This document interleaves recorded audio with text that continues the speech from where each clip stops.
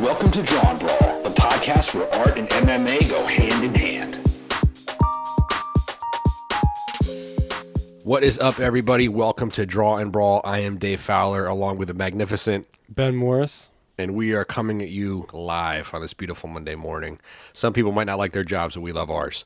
So getting right into it, we got a couple things to talk about on today's show. We're going to talk about this past weekend, 243, the aftermath. What's next for some of these guys? Talk a little bit about the fights. We're going to get into the middleweight division today. Lots of good stuff to talk about. I think the only better division than the lightweight division in the UFC right now is probably the middleweight division. So I'm pretty excited to get into that. And we're going to end the show with a little bit of coming up this weekend. My wife, Karate Hottie versus Joanna. So we'll talk a little bit about that too. But getting right into it, man. Yeah, 243 was this past weekend. Some pretty good fights. Oh my pretty gosh. Good fights. Man, I've been gearing up for this fight for so long versus with Whitaker and Adesanya, and man, it delivered. I gotta say this, like, I've been following Adesanya, here and there since his fight with Marvin Vettori. That was his second fight in the UFC, I believe. Yeah, it was. And man, like, he's been saying the same things. He's been, when they had like the little countdown thing for that fight with Marvin Vettori or whatever, like, he's been saying the same things now that he's saying now. And what was it? His debut was like over a year and a half ago, like, and now already champion. It's crazy. His stardom is rising like no other. The craziest thing is his debut in the UFC was less than a year ago. It was November of 2018. No. Against Brunson. What are you talking about? Talking about Israel. That's not his debut. In the UFC? Yeah, his debut was versus February. Rob Right, Wilkinson. Right. Rob Wilkinson, that's right. Yeah, That's right. that was in February 2000. I'm getting confused here. There's so many people, there's so many fights, it's tough to get confused. I apologize about that. Oh, it's all good. Yeah. But I mean, still, it's not too far along from the Brunson fight almost. I mean, it's like he's just been going super fast. It just feels like yesterday he made his debut, really. So, What I meant to say was in November of last year, he's fighting Brunson. Since then, he's fought 3 more times, and one of those fights was capturing the title. So that's pretty crazy stuff. Very, very insane. But I mean, it's warranted, and he backs it up, and he's putting on, stellar fights, and just getting better and better every time, every showing. I mean, he's done. Some people kind of gave him flack a little bit for the Anderson decision, for the Gaslam decision fights. Like, can he finish people? Is he too much hype? Is it this? Yeah. This? I definitely feel like he lived up to and then some. I remember like being a little puzzled after that Anderson thing because, well, first it was like he goes from Anderson to then fighting for the interim belt, and like they were saying if Anderson won, then he would have gotten a line for the belt too or something. So it was kind of weird, but it was kind of like now looking at it again, like I watched that fight back just this a week in advance before the event, and it was kind of like now that I got to even know Israel more, and man, like he's become now like my top favorite fighter, like just because how relatable he is, especially for us, because like he's really in line with like the comic book and nostalgic world we style bender, baby. Yeah, so he's really coming into his own, just even from the Anderson fight to this last fight. But that Anderson fight, he still was doing great stuff in it. But I think there's a lot of factors in that one where what I looked at it was almost like a gift to him. Sure, it was like a passing of the torch. It was just like a little it was a weird fun fight for him, I think, in a lot of ways. Yeah, it could have been a little bit like imitating or something, just have his idol in front of him. So but yeah, I actually enjoyed watching that fight now, looking back, because I was expecting, I think, Israel to like go run through him or something, and then it didn't happen. But then watching that back now, I'm like understood it more. I was like, it's just really cool, and especially now I'm like looking more into fights, analyzing them, breaking them down. Like it was pretty fun to watch, actually. Sure, it was a really good fight. But I mean, now from jumping from that fight to Gaslam's fight, then you see a bigger improvement. Like you see him get rocked, some maybe mistakes if you want to say, and he getting a little slightly reckless, I guess. But he, of course, always still calm and collective. It's right then at the end of the 5th round, about to almost finish Kelvin. If there was more time on there, it would have been over. But he put his heart out on there, and he said after that fight, he was like, I just want to see, test myself there. I want to see how, if I could be in a war, and I can. And he was, He says, well, I don't want to be like that. And again, like he says, like with the Anderson fight, all these other fights, like he's having fun in there. He said in the Kelvin fight, I wasn't having fun. That was just the toughest battle for me. So then he was like, going into this one, he's like, you saw that, like what he just said right there. He just made a drastic change. Like, and just the improvements he makes fight from fight now. It's insane. Well, it's kind of funny too, because I was watching an interview with him from a couple of years ago, or maybe actually it might have been maybe a year ago, but he was talking about how Whitaker really wanted Gastelum to win that fight against Adesanya because Whitaker wanted Gastelum rather than Israel. And I thought it was kind of interesting that Israel did have that fight with Kevin, because I feel like that was kind of a warm-up to the Whitaker fight, because I feel like Gastelum, similar size, similar kind of fighting styles, charge ahead, head down, over the top kind of stuff. So I feel like whereas, Whitaker's camp maybe wanted, maybe they did, maybe they didn't. Somebody wanted a different result. I feel like it was the perfect thing for Israel because he kind of got experience in that whole fighting, the style of someone fighting him, and I think it just prepared him pretty much for the Whitaker fight in a lot of ways. Yeah, well, there's a lot of things to talk about on that subject right there. I think maybe possibly Robert Whitaker wanted Kelvin to win because he was training for that guy for like a long period of time. He did, the Ultimate Fighter with him. Like he had been, geared up to fight that guy. But now, of course, things changed, and then he had time to, train for Israel. But I think going back to that Kelvin fight with Israel, I think Robert looked too into that one. He said, he thought he was going to be fighting that Israel. And, definitely. He was saying, well, if Kelvin was able to land some shots in that fight, then wait until because I'm going to, when I hit you, da-da-da. But he was looking too into it. He was looking at too much of the success of Kelvin and not, in his maybe game, I guess. And and then started fighting Israel's fight. Sure. He definitely fought. I mean, that's the thing, too. We kind of touched upon it about the last episode that we did as far as height. In the heavyweight division, I don't think that height makes such a big difference because there's so many people with knockout power there. But when you go to the smaller divisions, the 185, middleweights, things like that, lightweights, height does make a big difference. I mean, look at Conor McGregor as a featherweight. His height and range, and not so much the height maybe as much as like the length, the reach has a huge difference. But for me, the height was a huge difference in that fight because Gastelum's not a small guy. He's 6 foot, 185 pounds.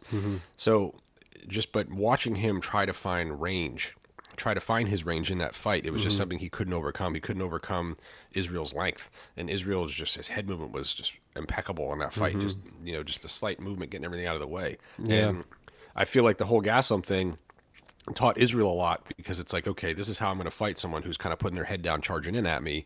A lot of people, especially with guys like John Jones, they kind of sit back. They want to engage at range. They're not really, they're fighting that other person's fight essentially. And Gastelum was like, I'm going to make you fight my fight, win or lose. And I feel like that really taught Israel a lot about that type of a style of fight for him. Right. Whereas it's not going to be kind of at range, counters or more strategy, thinking about what we're going to do here. This is like, okay, I got a guy coming at me over the top. I got to dodge this and dodge, I feel like that was I feel like in the scheme of things, as far as the fight, how they played out, the Gastelum fight was Israel's biggest challenge. And I think that because of that challenge, because of that fight, it made the Whitaker fight that much better for him. That's a good point. Yeah. Well, I feel like with Robert Whitaker in that fight, what he could have done, he never looked comfortable.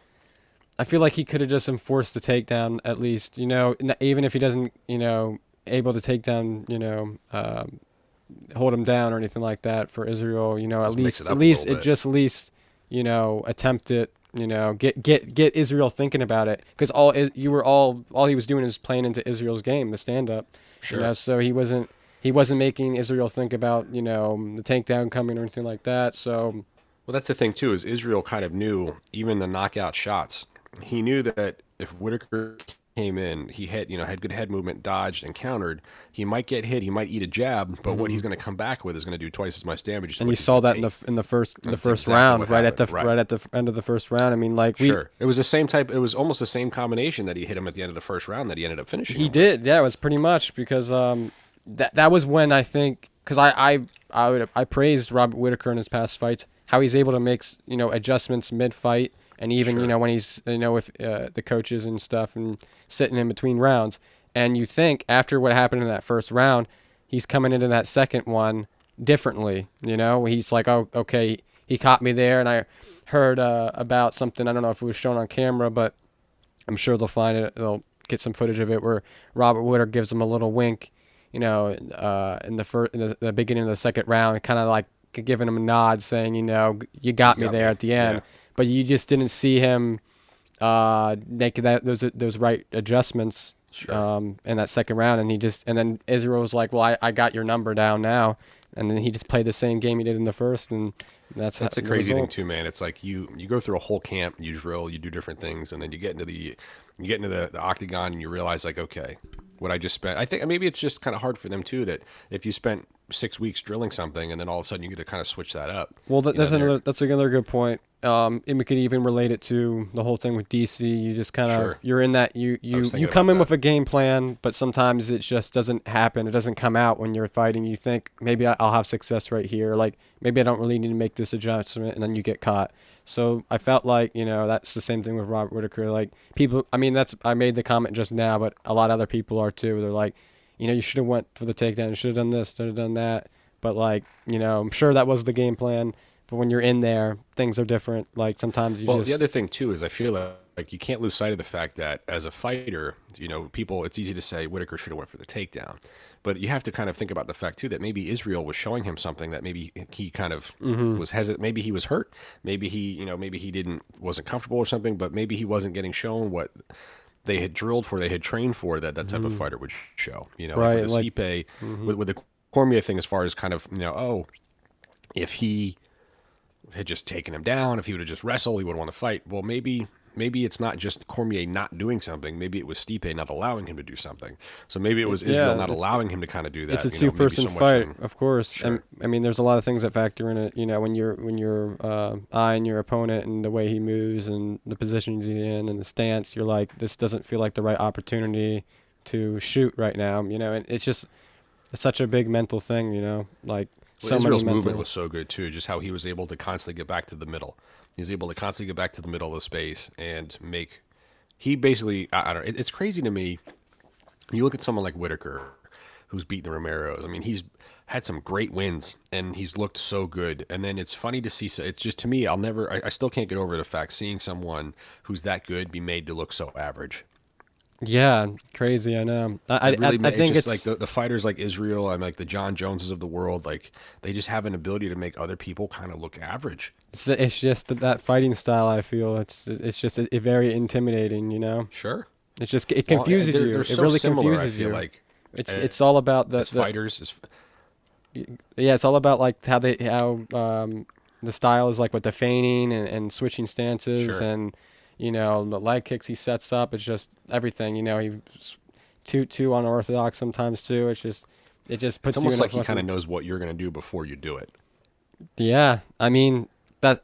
Only unfortunate thing about that fight for me is that I had some Wi-Fi issues, so I wasn't able to catch some moments in the fight. I was able to see the finish, but I want to look back at it because I want to see some of the exchanges. Like if Israel made Robert Whittaker miss a lot, because that's how he does a lot when in the beginning of rounds. What Israel will do is he'll that's how he feels at his opponents, their punch output and stuff like that, their punch count. And I think even Rogan said something too, how every time like Whittaker is basically punching up, he was punching up, so a lot of the stuff he was doing was kind of overhand. But I just feel like the reach. I feel like it just was a lot of overcompensation on Whittaker's part, trying to maybe sometimes be too aggressive. But it's easy to say, it's easy to sit here and step back and say, oh, we should have done this, should have done that. I mean, there's a lot of different scenarios that could have played out. But right. I think the thing is at the end of the day, the better man won the fight. It was a great fight. The respect shown by Whittaker after the fight, that's the good stuff, man. It's Oh yeah, kind of I love both of these guys. They're super respectful dudes. Respect's good. I mean, even like the Poirier Habib respect, and now it's nice to see kind of a change from, the. Hey, listen, I like the Masvidal Askren build-ups. To some extent, I like the McGregor build-ups too. But it is nice after the fact when two people can kind of beat the shit out of each other and then hug it out at the end. Yeah, and you saw how Robert Whittaker handled it, in his Octagon interview. And if you saw any of his other stuff, like the post-fight press conference, I mean, dude was just like, I felt that was his. I mean, he's been saying it before the fight and even said it after the fight. It's like I feel great. I feel the best I ever did, and moving forward for him now, he seems like once he gets cleared again, he'll be ready to fight again, which is good.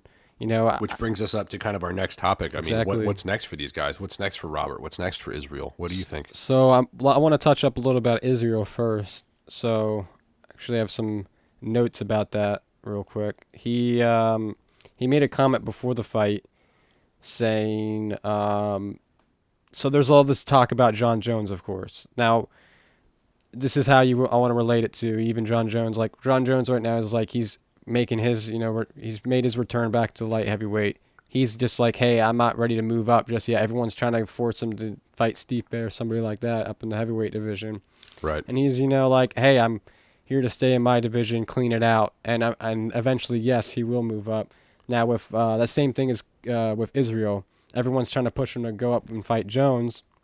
But he's like, once I become champ, I want to clean out my division. I want to prove I'm the best there. Then I'll move up. So he had said before the fight, he says he probably has 3 to 4 fights more in that division. So that would be Paulo Costa. He says he's very impressed with Jared Cannonier and Yoel Romero. So I feel like those are really great fights. Of course, I feel they're pushing Paulo Costa, after he won against Yoel. So sure. And he was there cage the kind of back and forth after the fight was there too. So that fight I can see definitely happening next. And then if he gets through him, I feel like, Romero, Cannonier could be next. I mean, I feel like maybe those two guys left, or maybe either a rematch with Whitaker or Gastelum. But honestly, I feel like he's saying, by 2021, he believes that's when he'll fight Jones. So that could be when he moves up or something. Okay. Well, I kind of I agree with you, but I kind of think this too. I'm going to throw a little wild card in there. So we have some good stuff coming up. Weidman, we can't forget Weidman because Weidman has that victory over Gastelum. So if Weidman maybe can pull it out this next fight, he might be in the mix a little bit too. Well, but Weidman's at light heavyweight. No, I understand, but I'm saying as far as like the kind of back and forth, if we're talking about people kind of jumping from classes, because I mean obviously Jones and Israel, I mean that's going to be a different kind of a thing too. So maybe there's some other people in the mix there that we're not necessarily talking about. Do you're thinking that Weidman would want to drop back down?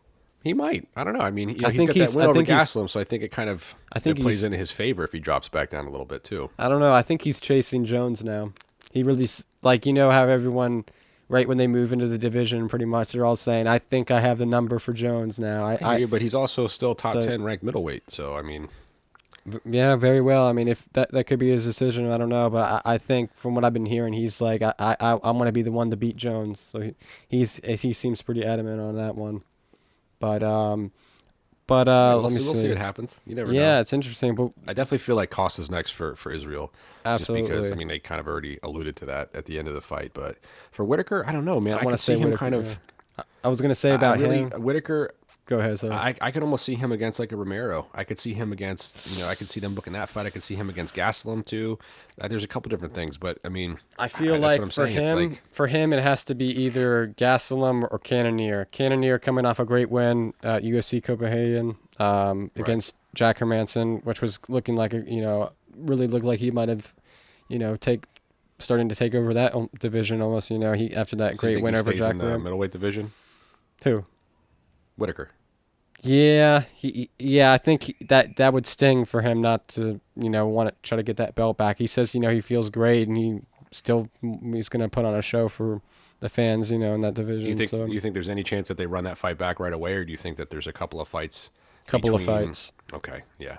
I kind of think the same thing too. I mean, that division's pretty good, but it's not as stacked at the top as like the lightweight division, for example, where you got 5 or 6 guys. I mean, everybody's kind of taking a loss. It's to that that extent, except for Paolo, but Romero, Gastelum. I don't think. I mean, really, Jerry's the only one that's kind of on the on the upswing here. Yeah, I don't think Romero would be next. I feel like like I said, Cannonier or Kelvin. Now Kelvin, that fight between Robert and Kelvin, I think would only happen if, of course, Kelvin beats Darren Till, and that's on UFC 244 next month. Well, speaking of Till, yeah, that's if he gets that win over Kelvin. If he gets that win over Kelvin, I mean, he might be in the title picture. Absolutely, that's a big jump and step. And hey, All the power to him. I honestly, like, I know people are gonna be really talking a lot of hate or shit on it. Saying after taking 2 losses in a row and then fighting a big challenge like Kelvin. But honestly, like, if he's gonna make his debut in the middleweight division, It's the best guy to do it against. Why not go to the very top and get? Here's kind of a wrench for you. So say that Darren Till comes in here and he finishes Kelvin. It's a finish. It's there's no. It's wow. He just beat his ass. It's a finish. Mm-hmm. I don't know, man. Maybe it's not Costa that's next for Israel. Maybe they try to put Till right up there because that'd be a really good fight. I'd like to see Till versus Israel. No, I don't think he gets that big of a jump. Okay. That would be, I feel like he's getting the number 4 guy right now. Well, so why not? no one's gonna jump Costa. That's almost like That's kind of like the Ferguson. I was gonna say that. But like then again, that's not as a lockdown as. But it's never either. locked down. Like, you can never make promises that this guy's next. But honestly, I feel like he would be the one. Like, I don't think if no one's injured, nothing like that, then no one should be jumping him. No one should be jumping. The more I talk about it, the more I kind of like that. Let's if Till doesn't get through Gastelum, then I mean, there's no. Obviously, that changes things. But if Till goes in there and he puts on a good show and finishes Kelvin, I don't know. I could maybe see something down the road. Maybe a lot sooner than later with Israel versus Darren Till. Yeah, I think that'd be a really good fight. That would be cool. I mean, I could see it happening down the road, but I wouldn't see it immediately. I feel like with it, he's gonna, coming after that fight, they're not gonna book that fight right away. They would just be like, all right, Costa, and then maybe you. But I mean, you got to remember these guys that have been in this division for a while. Cannonier and Cannonier's really haven't been there for a while, but he's beating the right guys to get him to that position. Right. Let me look at the rankings a little bit. So, I mean, you have the Uriah Halls and stuff too, but it's like I don't really. So here's the thing: Souza and Weidman, they already moved up to light heavyweight. Right. That's 7 and 8. So, I'm just gonna talk from pretty much, from 9. That's Derek Brunson. I feel like Derek Brunson's now kind of making his way back into the division. So I could see. I really wanted, Derek Brunson to welcome Darren Till. That to be Darren Till's debut in the welterweight division. Middleweight division. Right. That would have been it was just a good start, like a good test. Good guy, a guy with KO power, also making improvements after being Ian Heinench. Now actually having like a head coach and stuff. Like Derek Brunson's actually making the smart choices in his game and whatnot in his camp. So ready? Here we go. Ready? Book the next 3 fights out right now. Fantasy booking in the middleweight division. So I would say Israel versus Paulo Costa. I would say, I would say Yoel Romero versus Cannonier, and then Kelvin versus Robert Whitaker if Kelvin, wins. Because I mean, what I'm trying to say is like then Cannonier can get that 3rd ranking spot over Yoel if he wins. Okay.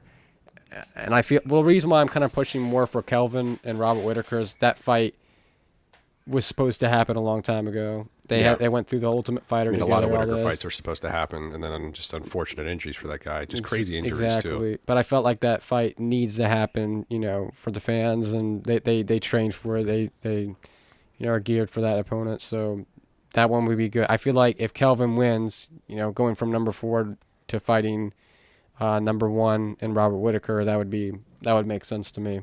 Okay. You know what I think? I think that the Israel Paulo is pretty close to a lock as you're going to get. Yeah. But I do feel like this Kelvin Till fight bodes so.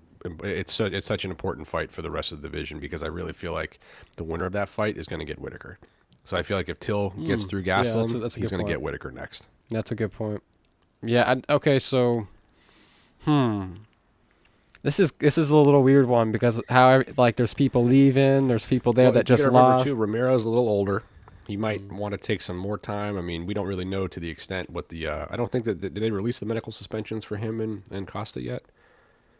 For you said Romero and Costa. Yeah. No, I'm sure they did, but I haven't read about it. Okay, because I'm not really sure what we're looking at either, but. I don't know. I mean, we'll see what happens. I feel like Weidman's still someone to kind of think about too, as much as he wants to go for Jones. I mean, he's got that win over Kelvin.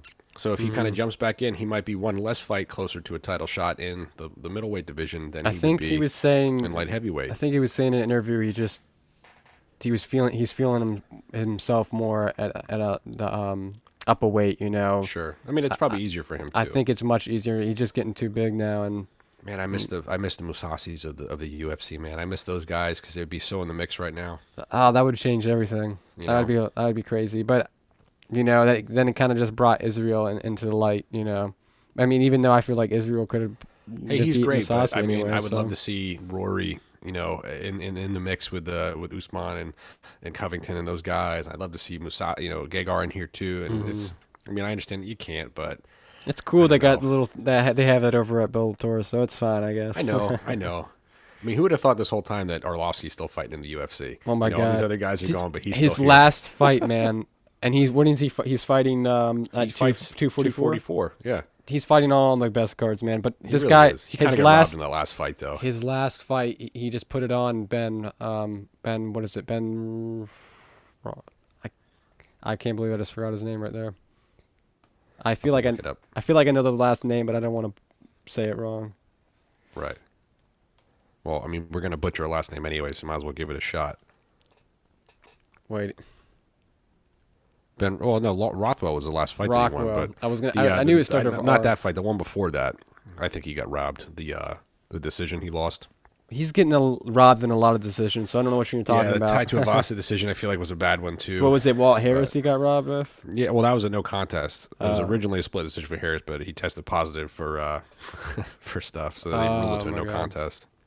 Well, what was I gonna say? Arlovsky's still 28-18, two no contest. I mean, the guy's still doing it. But yeah, like I said, he looked really well in that last fight. You know, fighting for 20 years, man. Great striking, everything.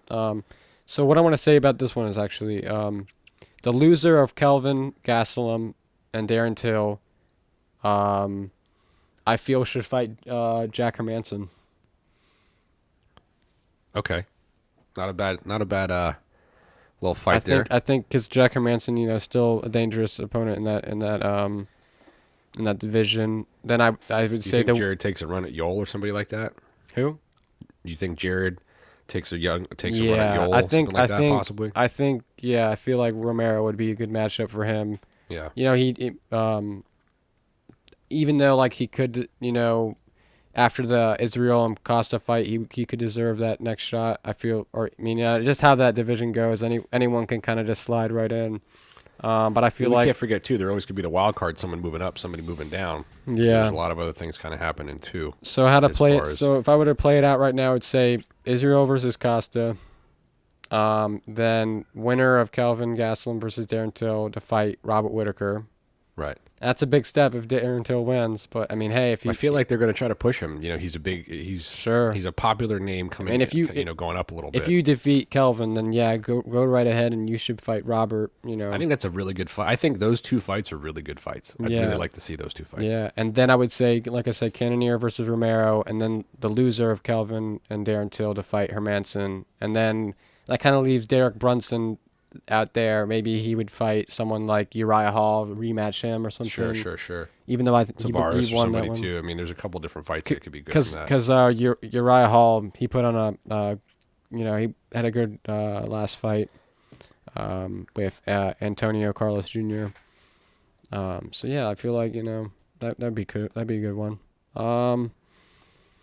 Let's see. There's definitely some. It's an interesting division. Like I said, I mean, the lightweight division is my favorite. Let's talk about a little bit about that. Even though we talked about that yesterday, and we'll have that pod posted up too, along with this one. But I want to talk a little bit more about what's next for Dan Hooker and Ally Quinn. Yeah. Even though we talked a little bit about it, but I feel like we can go a little bit more in depth on just those two guys a little bit more. Personally, for Hooker, I feel like. All right, so we were just kind of talking about the Israel fight. You know, you take someone like Whitaker, who is a fantastic fighter. They just can't say enough about them, and then they look average. They find someone who makes them look average. I feel like Al, great fighter, has had some great fights with some top guys. Yeah. And that fight against Hooker, he just looked average. And it was such a perfectly executed game plan from Dan's part to basically take away Al's normal, comfortable stance, make him fight southpaw essentially the entire fight. Yeah. And Well, it was those leg kicks that yeah, that but made that was him, strategy. That was yeah, his strategy absolutely. that did that. He took away his comfortable base. You know, when you're fighting, you made a Yep. guy fight southpaw for a whole fight. He's Dude. comfortable doing that, but I'm sure Yeah. that Al didn't drill fighting southpaw for an entire fight because his leg was going to be messed up. Dude, You know? city kickboxing is crazy. And it's Israel and Dan Hooker, and they're on that team with Alex Volkanovski. Yep. And then that guy, I believe his name was Brad Riddle. He made his debut and put on an amazing show, you know, at UFC 243. So it's like that team is becoming, you know. They're a really good team. They're kind of like the new alpha. Yeah, or AKA almost, because Yeah. I feel like those guys could all The be alphas. champs. Dan Sure. is on his way to, you know, climbing up the lightweight ranks, and then Alex Volkanovski now is going to have that fight in December. So let me with ask you, Holloway. with Till, I mean, I'm sorry, with Hooker, I feel like this could either kind of go one or two ways because Till was on his way up too, and then had the knockout. Well, he's Wasn't not. looking so He's good. not. They're not speeding him up. You know, No, but I been, feel like the build-up kind of seems like it's a similar trajectory as far as giving him top guys now. I don't And know. then what happens? I think my point is the fact that Dan Hooker, I love watching him fight, but he scares me because he keeps his hands so low. And I feel like when he fights a guy, this is the other thing too, just to make a couple of points here, Whitaker, who else does he fight in that division that has the height, that has the reach that Israel has? So there's really no other fights that you're going to take to kind of prepare you for fighting someone like that. The same thing for Hooker. I mean, there's no other real guys that have that length in that division. I mean, you're fighting a guy like Al, you're fighting a much smaller guy with a lot less reach. When he fights a guy that can kind of come over the top with him, counter over the top. Like if he fought Israel, the same thing he would have got knocked out like Whitaker did because he keeps his hands low, you know, and then getting hit with a counter over the top, something that I think is really going to be a problem for him. I honestly feel like for Hooker, his next fight is going to be Cowboy. I feel like that's the next fight. we were talking a little bit about that yesterday. You know, like how Dan Hooker's, you know, direction is going. I don't relate too much to Darren Till because they were really pushing him. Like, I feel like if he wins against Cerrone, he's not going to be jumping all the way up to fight for the belt. And that's how it was with pretty much with Darren Till, even though he fought like Steven Wonderboy Thompson. But I mean, yeah, it was just kind of like it was pretty fast. So, you know, I feel like he would fight Donald. Maybe that would then get him in position to fight Dustin then because he called him out. So, you know, I don't think Dustin wants that fight though. I mean, we touched on a lot of that division, a lot of stuff yesterday. You can definitely check out the last pod for that. But man, where does Al go? You know? Well, that's what I want to talk about too. But you know, I feel like if Dan can get more wins behind him, then sure enough, he could be in line to fight for the belt. But I mean, I don't know what that division is going to look like, you know, for a while. But let's actually just touch up on Al now because I don't know how much we really did on that yesterday. But what would be next for him? Because I mean, I was saying if Hooker's not fighting like Cerrone, then it'd be maybe someone like a Paul Felder. But maybe that I was thinking Felder too. But maybe that'd be something for Al because that fight was supposed to happen. That was when we were talking. Yeah. What was that? That was for when it was Couple supposed to be months ago, I Habib. feel like It was now. supposed to be the last time they were booking Habib versus Tony. Then Tony got injured. Then it was going to be Habib versus like Pettis. Then they brought Al in, but Al was actually on that card to fight Felder. Right. So much was falling through on that one. Well, if you look at it, if you just go down the list, you know, just down the rankings, like Habib, Ferguson, I feel like it's probably going to be next. Poirier, I'm not really sure if he's going to get that McGregor fight. I really feel like Poirier might be the one that's available for a fight because I feel like it's probably going to be Conor versus Gaethje, Cowboy versus Hooker. I don't know. I mean, you might see Al fighting Paul Felder. You might see Al even fighting like a Barbosa, one of those types of fights. Because they both kind of need to come back from, you know, they both need to win. You know, Al's going to try to get back in the top 5. Barbosa's trying to stay in the top 10. Pettis is in there too. We don't really know what he's going to do. I mean, there's a lot of different things. You know, Islam is on his way up too. Like, there's a lot of really good fighters in this division that are, you know what, looking to crack the top 10 too. Yeah, let's do a little bit of that. What we did with the middleweight division, make up some good matchups. I'm thinking, of course, we would just have to say, you know, Habib versus Ferguson. I would say it kind of leaves Poirier there, so I want to say like Poirier could, with the whole Conor situation, Gaethje.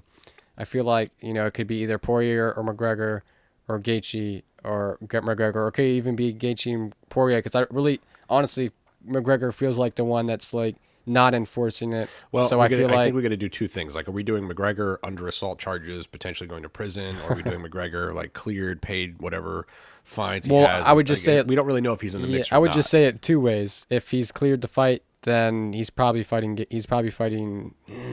I don't know. It's so tough. Like either Gaethje or Poirier. And if he's not, I don't think McGregor wants the Poirier fight, just for the fact that I feel like he feels like he has nothing to prove in that fight. okay, I feel like then maybe the I feel like Gaethje that's going to one. be the ultimate kind of, the final nail in the coffin of a Poirier McGregor rematch is the fact that it was a pretty decisive win for McGregor, and people, obviously Poirier's come leaps and bounds since that fight, but to McGregor, he's like, I don't really give a shit about that. I already beat you in 90 seconds, whatever, you know what I mean? Whatever the tweet said. I don't know. So, I mean, if he's really serious about coming back in the division, you got to fight these guys. So who cares if you fought him so and so years ago? But, at the same token, he could very well say, well, I'm just not going to fucking fight then, whatever. I mean, if want he's the not fight that going I to want. fight, if he's not fighting, then with whatever's going on with the assault charges, then I would but say you know that the UFC and Dana, they're not going to be like, okay, they're going to be like, all right, Connor, what do you want? Because they need a money fight. They want that money buy. They want that rematch. Well, or they want him, they want him back in the fold, rather. Well, either way, let's just say he's not involved, then I would say then Poirier and Gaethje. But if he's involved, it could be with either of the two. But then we'll jump now to Cerrone. I would say then probably Hooker, and then Al Felder. Kelvin Lee's already booked with Gillespie. So I would say this is a good one right here that I would realize. Barboza and Pettis coming that's a off good fight, too. losses. I feel like that would make sense.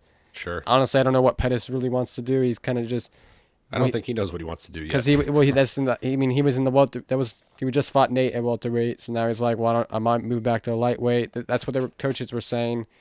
Now moving him back, even though he looked great at welterweight, he got the knockout over Thompson. I mean, that's huge. Right. So I mean, there could be some. I don't know where he really wants to stand in that division. That's still probably one of the most unexpected knockouts of the year. Oh my God.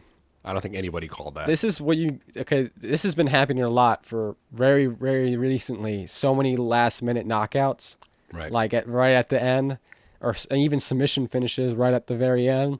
So it's like you guys got to make sure you have your eyes fucking peeled, right? Because sometimes I've been, getting ready to look at my phone or check what's, people are talking about on Twitter, talking to you, texting you, and the round's about to end. And you're just like, oh, Right. But now I can't do that anymore because he just.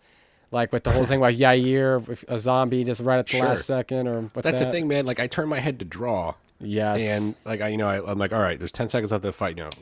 You hear the thing. Yeah. I'm gonna go finish this little piece. And it's like, oh, and I look over, and Whitaker's like trying to. I'm like, what the hell? Like that literally was 3.5 seconds. Like, it's crazy how the fast first things round. fucking go. Yeah. Yeah, I can't draw when I'm watching fights mostly, unless it's like in the earlier cards, and it's like a slow-paced fight or fights that the fighters I'm not too aware of, even though I like to appreciate and watch all fighters, even if I don't know them, because then they put on a Prelims are some great fights, man. Yeah, exactly. The whole cards So- are good. So it's hard for me to sometimes draw and do that, but There's definitely been some better prelim fights and some main card fights. We're not throwing any names out there, but I mean, watching CM Punk on the main card and watching some of these other guys, like watching Hooker at the time on the pre-fight, it's just like, okay, some of these prelims are a little different. So Kevin Lee now going back to lightweight, like there's just a lot of people flip-flopping between lightweight and welterweight, like I said with Pettis, Cowboy. Al might get Kevin Lee next. Who knows? Say again? Al might get Kevin Lee next. Well, that means they would be fighting 3 times in a row, and Al already won the first 2 times, so I don't think that would make sense too much. Well, I feel like if Lee wins against Gregor, that's big. I feel like Lee then I would say could be in line with. But Al might not be in a position to kind of pick and choose who wants to fight at this point. That's true after coming off that loss, and then if Lee's looking really good, then he's That's what going I'm to be. saying. They might end up having to fight, just fucking top 10 or top 5 rather. Yeah, I could see Lee maybe wanting that fight, or if he wins against Gregor, that'd be something. Because if he puts on a show right there, I mean Lee now, like I said in the past pod a little bit, was now at TriStar training with GSP. That's I'm hoping to see a big change in his game. He's a great fighter, and like I think I heard this quote from GSP saying, Kevin Lee doesn't realize how great he is, and I can see that. Like he has potential to become champ for sure. He had some success over Ferguson in his fight in the interim title fight. So He's just been going through a lot of stuff, like losing his coach, Sure. who I believe committed suicide, and it was just a tough on him. And that was a guy that really helped him and shaped his game and stuff. So It takes time to recover from stuff like that. I mean, just the Absolutely. emotional, just even getting in and putting on pads is going to be tough for him. absolutely, but I feel like now he's making the right adjustments and at TriStar now. So Right. I'm really excited to see. Such a good division. The whole division, just Yeah. there's 10 fights in this division you can make, and they're all great fights. Yeah, I mean, there was that time where I wasn't too up on Kevin Lee. I was like, this guy's a little too much with his talking. But then you really, when you start to see some interviews and what they've gone through and their stories a little bit more, even if they still talk a little bit that trash and how they Sure. speak and whatnot, I start to respect them more either way. So, There's definitely an acceptable level of trash talking, and there's an Yeah. unacceptable level of trash talking. yeah, Like, I feel like the Nate Connor stuff was kind of like at the top of the that kind of fine, that the cusp of maybe going over a little bit.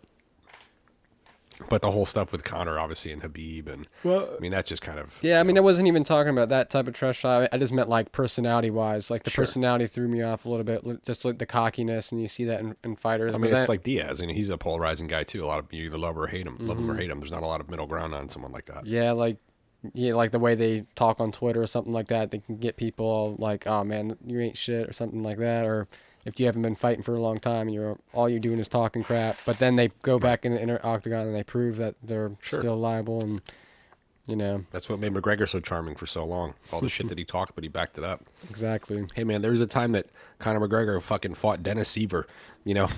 Like, can you imagine if like that ever happened? Now on a fight night, on a Friday night, I watched that fight.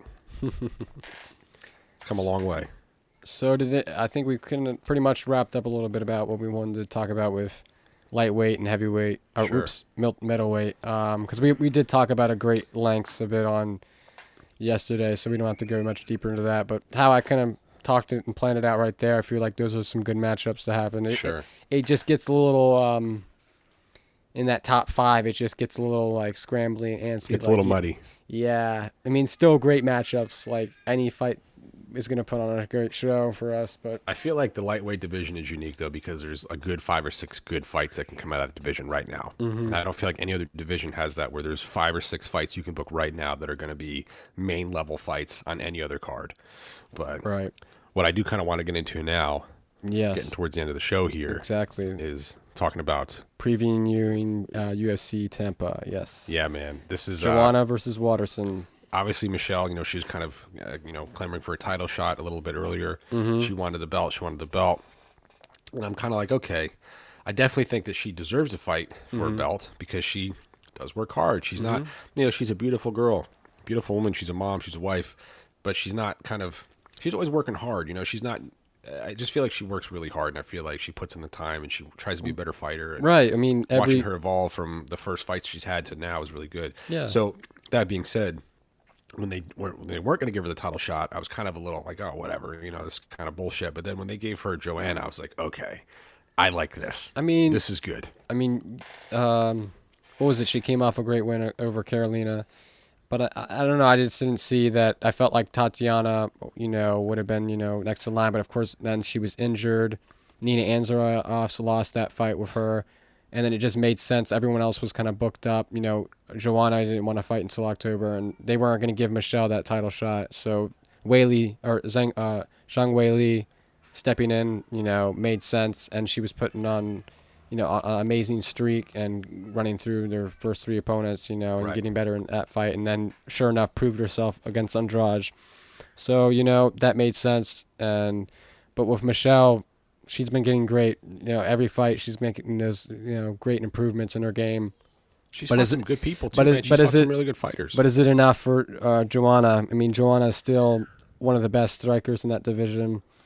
Yeah, but the thing is, it's weird, man. It's like I've always kind of thought Joanna was like the Aldo of the women's strawweight division. Super dominant, almost kind of built up like they're untouchable. And then all of a sudden their fall from grace is like so fast. Right. I mean, you can see Rose in both of those fights just showed that she was the better fighter.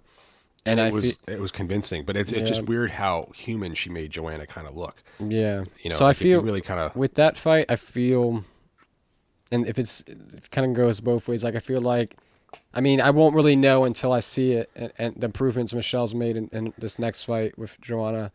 But I feel like the stand-up will be the problem, the issues. But I feel like if Michelle can get it to the ground, things could get interesting right there.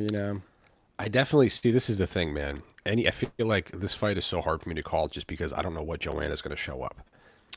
Very true.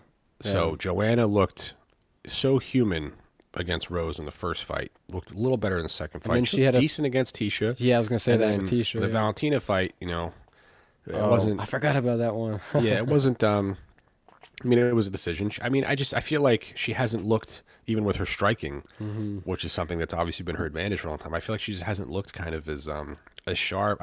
Something's up. I'm not sure. I think maybe just Rose kind of took her soul a little bit when she took that win from her. And Well, that was a tough one with Valentina too. I mean, dropping down in weight, Sure. trying to claim another title, and yeah, I mean, just it's feel like outclassed. Joanna is one of those fighters that was like Aldo. I feel like the loss hurt them more than the actual shot that knocked them out. Right. I feel like Well, Aldo. well, with more so with Joanna too, is like she didn't want to admit loss against Rose. Really, I feel she just She didn't- was, yeah. I mean, she I didn't remember the admit the first fight. She defeat. was clearly knocked out, and she was like, "Oh, I was fine." It's like you were literally 2 shots away from being asleep. You didn't know where you were. I But think that's the she thing. was. I mean, you get. Yeah. Sorry, go ahead. That's right. I'm saying you get build up and you get build Yeah. up and you get build up, and then you kind of start believing your own hype, and just even watching their, like, the same thing with Rousey. Just watch their behavior at press conferences, and then all of a sudden it's just that fall is kind of swift where you think you're untouchable, and then Right. someone comes in there and just kind of mops the floor with you. Yeah, I mean, I'm telling you this right now. I'm loving the strawweight division, and Zhang Wei Li has really become one of my favorites in that She's a division. great fighter. Really great fighter, and analyzing that fight with Andrade before it happened, I was super excited for that because, both aggressive, but Zhang Wei Li is more of just technical with it, and really showed it in that fight. Like, it's almost like the same thing with the Cyborg and Nunes thing. Both aggressive, but you could clearly see who had the best stand up and striking and whatnot. Sure.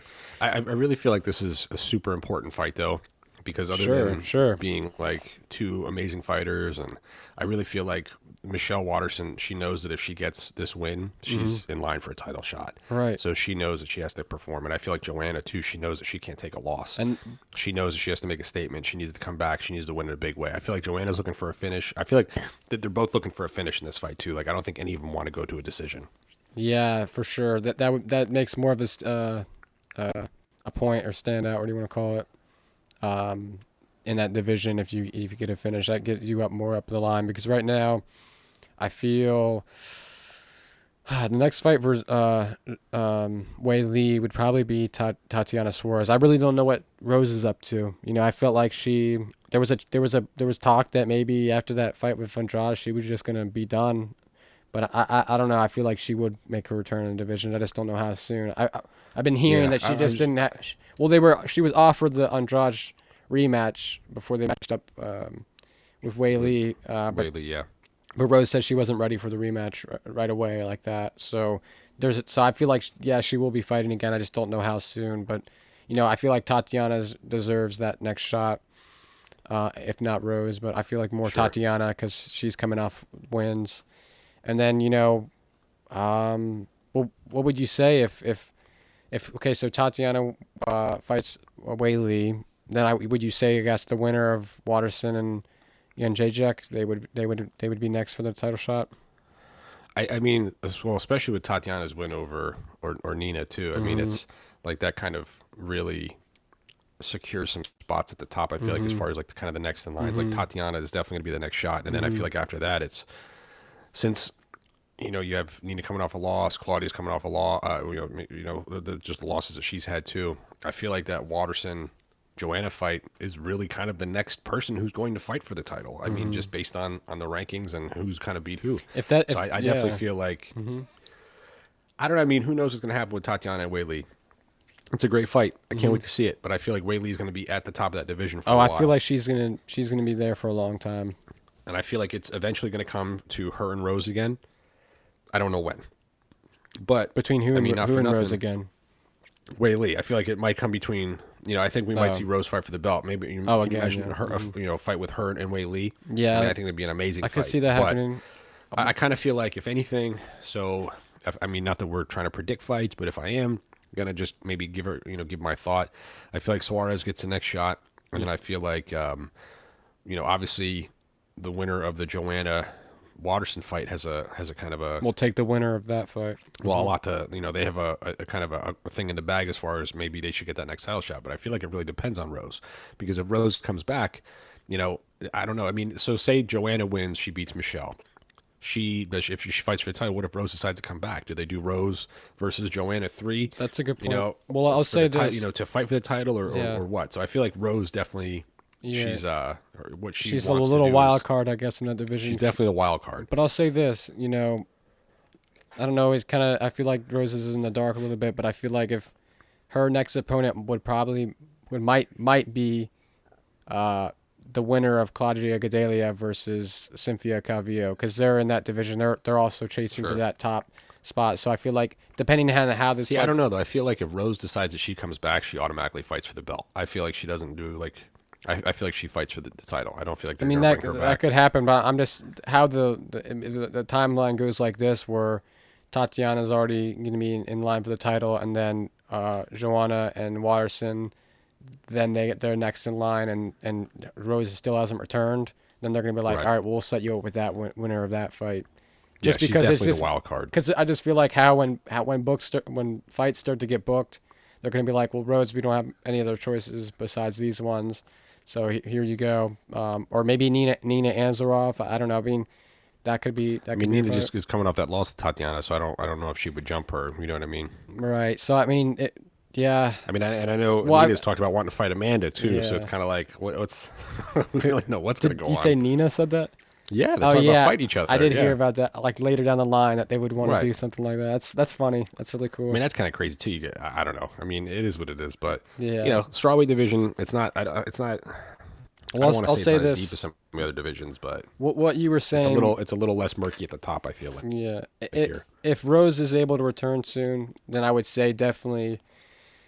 If while the Weili and Tatiana fight is being booked or whatnot, I feel like then probably the winner of Joanna and Michelle would then be fighting Rose. That would, like you were saying. I was just going to say, I definitely could see it happening where if Michelle gets a finish in this fight, her next fight is Rose before she fights for a title, because I still feel like she's got 1 or 2 more fights before that title fight. Sure. But if she gets through Joanna and then gets through Rose, she 100% deserves a shot at the title. I mean, it's you could kind of see, say 50-50 either way. If she gets past Joanna, she deserves a shot at the title just because of that. Well, this is like I said, what it really falls on, and how Weili was pretty much. It really just comes down to the timeline, because say Michelle gets through Joanna, and then we have the Weili Suarez fight. There's really no other fight to make between one of those two if Rose is still not back yet, too. Right. Well, that's a good point, because how that happened with Weili is like, all these other people were booked and injured and whatnot. So she was like number 6 or 7 in the division. And she was like, well, I'll fight for the belt. I'm ready. No one else is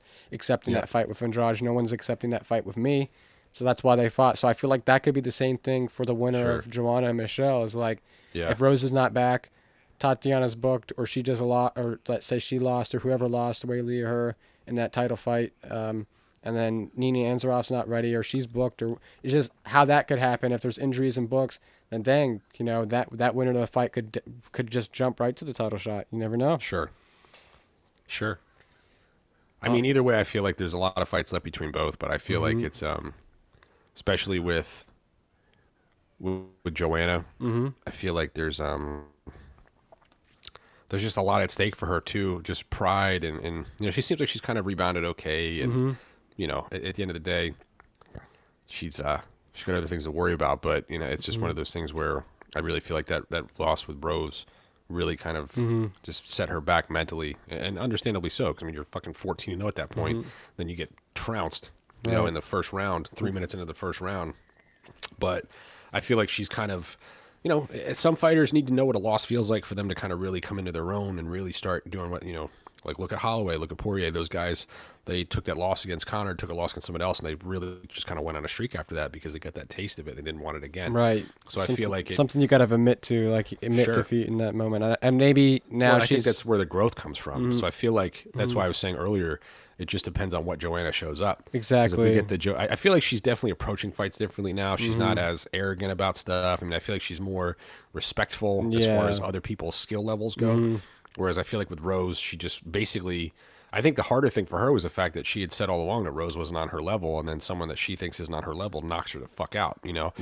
So it's Remember one how of the- Rose handled that loss against Andrade? She was just like she just felt she literally said it and looked like it too. All that pressure off of her. She Yeah, was she looked smiling. better. She looked like she looked just better. lost a bunch of weight or something, and she was just like, I feel so great. Like all that pressure off her shoulders at the end of the fight. She was smiling. She said, because I think that her being champ, and she's, Rose has dealt with a lot with anxiety and stuff in her life. So Sure. that was like a big pressure and stress off her shoulders for sure.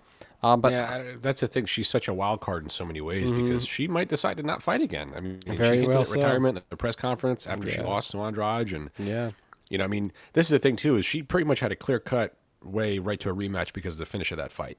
So for her to kind of be like, I don't know if I want Because to she was do this, dominating that first round, of course. So yeah, like yeah, I said, it but was, I'm just saying, it's like if yeah, I really feel like there's a strong chance that she doesn't fight again. Yeah, I really just feel like she doesn't fight. If she fights again, it's not going to be for a while because I feel like for her, I think she enjoys the time not fighting sometimes more than she enjoys the time fighting. yeah, exactly. She said that build up is very stressful and stuff. But I mean, she loves fighting, but I could see that direction where she continues to fight, but it's not in the cage type of situation. It's just training. Sure. But I just love this division, man, because I want to say about some other It's a good fights here. division. Carla Esparza, and Alexa Grasso, they come off their fight. Alexa Grasso's looks so great now returning back into the division when she had a phenomenal win over Carolina, and then she had a great success in the third round against Carla Esparza. But how I looked at it, Carla took those first 2 rounds. I mean, that's hard with judging sometimes, where, Alexa was rocking Carla and then almost had a submission in that third round. Sure. But if you look at it again, I'll have to rewatch it too, but it just seemed like Carla really dominated or took those first 2 rounds. So, but I mean, Carla's coming off that good one off Grasso. I mean, it was a fight of the night. yeah, So. yeah. So, with Carla, man, she was once strawweight champion, so, Yeah. she still won chases for that. Who'd So she lose to? oh, yep, She lost to Joanna. Yep. That's what started Joanna's run. yep. But, I feel like she's It's still crazy because it's so weird, man. I didn't realize this, but now you're kind of thinking about Carla. She beat Rose for the inaugural strawweight belt Yep. and lost it to Joanna the next fight. It's like, that's so full circle as far as how that goes, right? Right. I mean, yeah, you can talk MMA math, or just because also they just make so many improvements each year, But what I'm gonna say about Carla is actually I could favor a matchup between her and Nina. I would like that. That'd be That fun. wouldn't be a bad one to make. I feel like Nina coming off the loss, Carla coming off a really close fight with Alexa in that last round. Sure. I feel like that would be a good one to do, and then maybe. Well, Carla had those losses. She had those back-to-backs against Claudia and Tatiana, and she picked up a couple of wins. So yeah, I mean, I could definitely see that. It'd be a good fight to make. Heck But yeah. you can't forget about Tatiana's. She's so good too, and just obviously we feel like the title shot's next for her. For sure. But I mean, people. Claudia's she's kind of hit or miss too. I mean, she's she lost to Andrade, but she beat Carla. She lost to Nina, but she beat Marcos, and I mean she's got losses to some like. The thing about that, though, if I remember it correctly, if it's the Claudia Gadelha fight with Carla Esparza, I remember that Carla winning that fight, and she got robbed in the decision. A split decision, yeah. Yeah. So I mean, I don't know. It's weird, man. There's a lot of good fights in that division, but I feel like there's not a lot of title fights because it's just, I feel like if anything's going to happen, it's going to be a situation like it was with Wei Li, where they can't find someone to fight, so they have to have someone kind of jump. But it's not as bad as the flyweight women's division, That's where true. it's like, there's nobody really, like. Yeah, well, I mean, I don't know. I feel like Valentina's going to have to move at some point. She's going to have to again. But I don't know. Maybe we'll do another champion versus champion fight again. Who knows what's going to happen? But I don't know.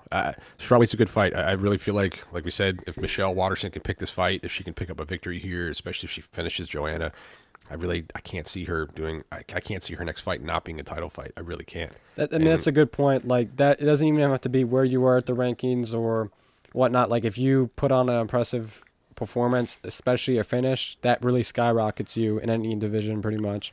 So well, she's like Paige Van Zandt in the sense that she's a karate hottie. I mean, that's literally her name. But she fights.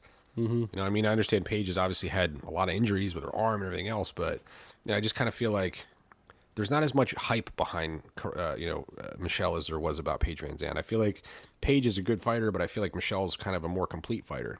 She's she's more ready to fight for a belt, ready to be. I think she just needs to continue to prove herself more in that division. I mean, like I said, she's definitely making those improvements every fight, and like especially against Carolina, that was like a bigger eye opener. Like, yeah, she's making big steps. So I feel like if she... Poor Carolina too, man. If she's able... Oh, gosh. Don't...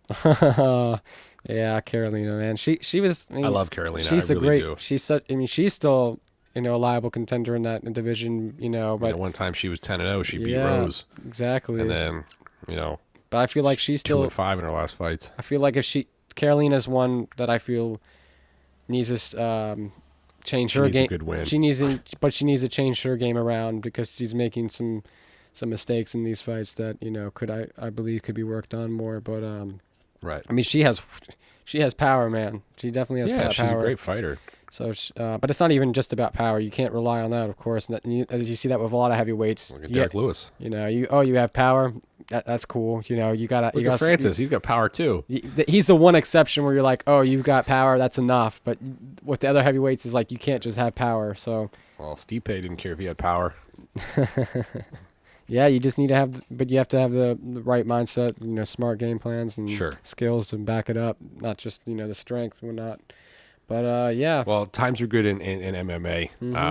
I think the next show we're going to get into a little bit of some of the Bellator stuff too, and we need to mix it up a little bit. I mean, there's a lot of other good fights that we're kind of we're not just UFC fans. We're fight fans. Right. It's just it happens that it's a little it's more accessible, I think, to some people the UFC stuff. Exactly. I mean, that's a lot of this current stuff that's going on. That's exciting right now. But of course, more and more we do these podcasts, we're gonna jump into more subjects, with other fight organizations, not even Bellator. So, we want to highlight a lot of, great fights. I love boxing too. Tyson Fury. I mean, there's so much crossover. Sure. I mean, this is not even just MMA podcast. It's just combat sports in general.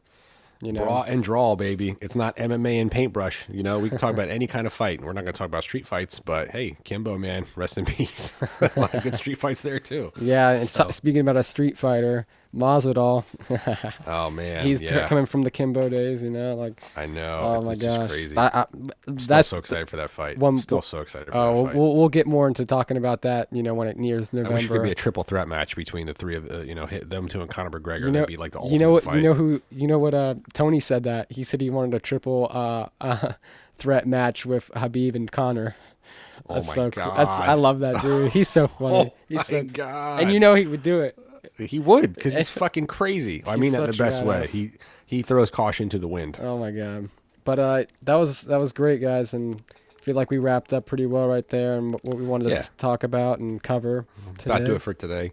But we'll be back next week with some more wonderful insight and opinions onto all things MMA. If you want to go ahead and give out the handles. Absolutely, yeah. Draw and Brawl on Twitter. Same as the tagline right up here, all one word. I'm at B3NN_draws on Twitter and Instagram and whatnot. And yours is? I'm at DaveJF3 on Instagram. But that was a pretty good show. Next week, by this time when we talk, we're going to be hopefully discussing some potential strawweight fights as far as the next championship goes, because it's Friday. And then next week we'll preview, Dominic Reyes versus Chris Weidman, light heavyweight fight. They're going to be 244, baby. That's going to be such a good card. You know what? I think next week we're going to really dive into some 244 stuff because there's so many good things on there. Sure. Well, you can't skip over Maya versus Askren.